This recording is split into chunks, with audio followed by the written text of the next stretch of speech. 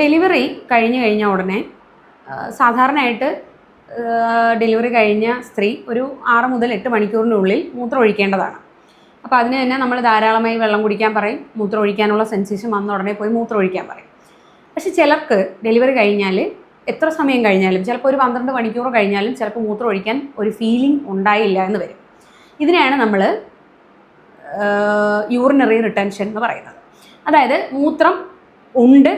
മൂത്രം നിറഞ്ഞു നിൽക്കുകയാണ്, പക്ഷേ ആ പേഷ്യൻറ്റിന് മൂത്രം ഒഴിക്കാനുള്ളൊരു ഫീലിംഗ് ഉണ്ടാവുന്നില്ല. പലപ്പോഴും പ്രശ്നം ഇങ്ങനെ ഒരു ഇഷ്യൂ വരുമ്പോൾ പലർക്കും ഭയങ്കര ടെൻഷനാണ്. എന്താണ് പ്രശ്നം, എന്ത് കാരണമാണ് മൂത്രം വരാത്തത്, മൂത്രം പോകാത്തത് എന്താണ്? ശരിക്കും നമ്മൾ മനസ്സിലാക്കേണ്ടത് നമ്മുടെ യൂട്രസിൻ്റെ അല്ലെങ്കിൽ കുഞ്ഞിറങ്ങി വരുന്ന ഭാഗത്തിൻ്റെ തൊട്ട് ഫ്രണ്ടിലായിട്ടാണ് ഈ മൂത്രസഞ്ചി എന്ന് പറയുന്ന സാധനം ഇരിക്കുന്നത്.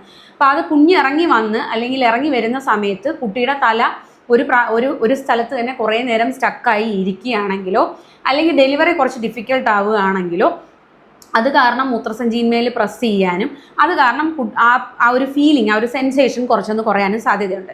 രണ്ടാമത്തെ മെയിൻ റീസൺ എന്ന് പറയുന്നത് താഴ്ഭാഗത്ത് സാധാരണയായിട്ട് ഡെലിവറി കഴിഞ്ഞ് കഴിഞ്ഞാൽ സ്റ്റിച്ച് ഉണ്ടാവും. അപ്പോൾ അതിൻ്റെ പെയിൻ ഉണ്ടാവും.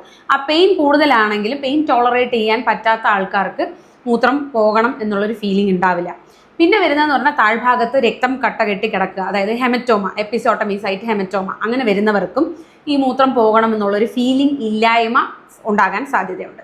പിന്നെ വരുന്നതെന്ന് പറഞ്ഞാൽ ഡിഫിക്കൽട്ട് ഡെലിവറീസ്, അതായത് ഉൾഭാഗത്ത് പല സ്ഥലത്തും, അതായത് നമ്മൾ കട്ട് ചെയ്തതല്ലാതെ കുട്ടി സൈസ് കൂടുതലായതുകൊണ്ടോ അല്ലെങ്കിൽ ആ പേഷ്യൻറ്റിൻ്റെ ഇടുപ്പ് എല്ലിന് വികാസം കുറവായതുകൊണ്ടോ അല്ലെങ്കിൽ അതിന് സ്പേസ് കുറവായതുകൊണ്ടോ അത് കാരണം കുട്ടി ഇറങ്ങി വരുമ്പോൾ പല സ്ഥലത്തും മുറിഞ്ഞിട്ടുണ്ടാവാം. അങ്ങനെയുള്ള മുറിവുകളുണ്ട്, അത് നമുക്ക് തുന്നി എടുക്കാൻ കുറച്ച് സമയം എടുത്തു, ഉള്ളിലോട്ട് സ്റ്റിച്ച് ഉണ്ട് എന്നൊക്കെ വരികയാണെങ്കിലും പെയിൻ കൂടുതൽ കാരണം ഇവർക്ക് മൂത്രം ഒഴിക്കാനുള്ള ഒരു ഫീലിംഗ് ഉണ്ടാവാതിരിക്കാം. അപ്പോൾ ഇത് മൂത്രം ഒഴിച്ചില്ലെങ്കിൽ എന്ത് പ്രശ്നം എന്നുള്ളതാണ്. മൂത്രം ഒഴിച്ചില്ലെങ്കിൽ 2 പ്രശ്നമാണ്. ഒന്ന്, ഞാൻ പറഞ്ഞു മൂത്രസഞ്ചി എന്ന് പറയുന്നത് യൂട്രസിൻ്റെ തൊട്ട് ഫ്രണ്ടിലിരിക്കുന്ന ഒരു അവയവമാണ്. നമ്മൾ ഡെലിവറി കഴിഞ്ഞ് മറുപിള്ള പുറത്തേക്ക് ഇറങ്ങിയ ഉടനെ തന്നെ യൂട്രസ് ചുരുങ്ങും.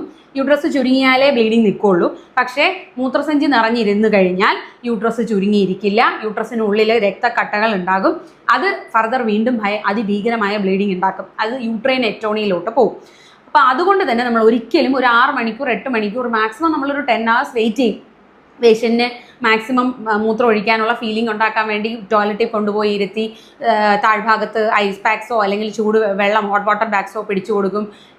ടാപ്പ് ഓപ്പൺ ചെയ്തിട്ട് കൊടുക്കും. സോ ദാറ്റ് ആ ഒരു ഫീലിംഗ് അവർക്ക് വരാൻ വേണ്ടിയിട്ട്.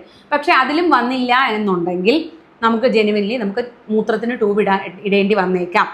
മൂത്രത്തിന് ട്യൂബ് ഇട്ടാലും മാക്സിമം പോയാൽ ഒരു 24 മണിക്കൂർ അത്രയും സമയം ഇട്ട് വെച്ച് നമ്മൾ അതിനെ ഇടയ്ക്കിടയ്ക്ക് അതിനെ ക്ലാമ്പ് ചെയ്യാന്ന് പറയും. അതായത് ആ ട്യൂബിനെ അടച്ചു വെക്കുകയും പേഷ്യൻറ്റിന് മൂത്രം ഒഴിക്കാനുള്ള ഫീലിംഗ് ഉണ്ടാകുമ്പോൾ അത് തുറന്നു കൊടുക്കുകയും ചെയ്ത് കഴിഞ്ഞാൽ പതിയെ പേഷ്യൻറ്റിന് മൂത്രം ഒഴിക്കാനുള്ള ഒരു ഫീലിംഗ് ഉണ്ടായി കിട്ടും. ഈ മൂത്രം കെട്ടി നിന്ന് നമ്മൾ അറിയാതെ കെട്ടി നിന്നാലും മൂത്രത്തിന് ഇൻഫെക്ഷൻ വരാനുള്ള സാധ്യതയും കൂടുതലാണ്. അപ്പോൾ പലർക്കും ഇതൊരു ഭയങ്കര ടെൻഷനാണ്. നോർമൽ ഡെലിവറി ആയി പക്ഷെ മൂത്രം പോകുന്നില്ല, എന്തുകൊണ്ട്? ഇതൊക്കെയാണ് കാരണം.